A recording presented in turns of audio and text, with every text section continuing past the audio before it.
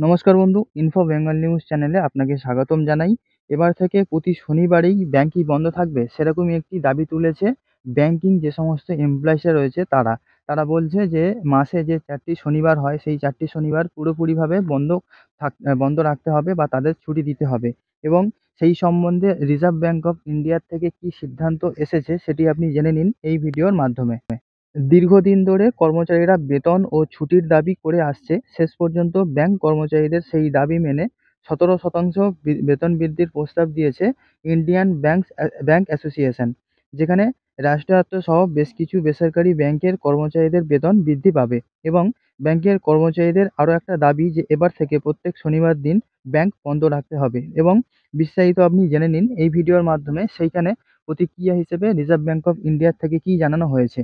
বেতন বৃদ্ধির পাশাপাশি ছুটির যে সেটা বাড়াতে হবে, ছুটির বাড়ানোর দাবি সেটি ব্যাংক কর্মীরা অনেকদিন আগে থেকেই তুলছিল।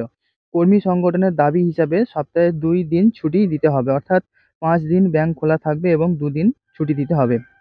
বর্তমানে প্রতি মাসের ২য় এবং ৪র্থ শনিবার ব্যাংক বন্ধ থাকে। তবে ব্যাংক কর্মীদের দাবি যে মাসে প্রতি শনিবার দিন ছুটি দিয়ে দিতে হবে। ব্যাংক কর্মীদের সংগঠনের এই দাবির পর সাধারণভাবে ব্যাংকের ছুটি নিয়ে একটি ধোঁয়াশা তৈরি হয়েছিল। অনেকেই মনে করছিলেন যে আরবিআই কর্মীদের ছুটি বৃদ্ধির দাবিটাও হয়তো মেনে নেবে। তবে রিপোর্ট অনুযায়ী জানা যাচ্ছে যে কর্মীদের বেতন বৃদ্ধির দাবি মেনে নিলেও ছুটির বৃদ্ধির দাবি তারা কিন্তু মানছে না। অর্থাৎ আরবিআই পরিষ্কার করে বলে দিয়েছে এই নিয়ে কিন্তু কোনো রকমভাবে তাদের ছুটিটা মেনে নেওয়া হবে না। অর্থাৎ প্রত্যেক শনিবারের যে ছুটি সেই দাবি এখন অস্বীকার করা হচ্ছে রিজার্ভ ব্যাংক অফ ইন্ডিয়ার তরফ থেকে। বিভিন্ন ব্যাংকের ইউনিয়ন মিলিত হয়ে তাদের বেতন বৃদ্ধির ডাক দিয়েছিল। ব্যাংকের কর্মীদের বেতন বৃদ্ধি করা হয়েছিল ২০২০ সালে। তাও আবার ৩ বছর ধরে আলোচনার পর এই বেতন বৃদ্ধি করা হয়েছিল। তাই ব্যাংক কর্মীদের সংগঠনগুলির যে বেতনের বৃদ্ধির যে দাবি তারা তুলেছিল। ইউনিয়নগুলির যুক্তি ছিল যে করোনা মহামারীর সময় যখন সবাই ঘরবন্দি হয়েছিল তখন তারা কাজ করে দেশের অর্থনৈতিক যে পরিকাঠামো সেটিকে সচল রেখেছিলেন। এছাড়া বিভিন্ন সরকারি প্রকল্প বাস্তবায়িত করার কাজেও তারা বিশেষ ভূমিকা নিয়েছিলেন। এছাড়া চলতি আর্থিক বর্ষে ব্যাংকগুলি ভালো পরিমাণে মুনাফা অর্জন করেছে। তাই কর্মীদের বেতন বৃদ্ধি করা উচিত বলে দাবি তুলছেন ব্যাংকের সমস্ত কর্মচারীরা। ব্যাংক কর্মীদের সংগঠনগুলির দাবি মেনে প্রথম দিকে ১৫% বেতন বৃদ্ধির দাবি করেছিল এবং সেই প্রস্তাব রেখেছিল ইন্ডিয়ান ব্যাংকিং অ্যাসোসিয়েশন। তবে এই প্রস্তাবে খুশি না হয়ে কর্মচারীরা এখানে একটি বিরোধিতা করেছিল।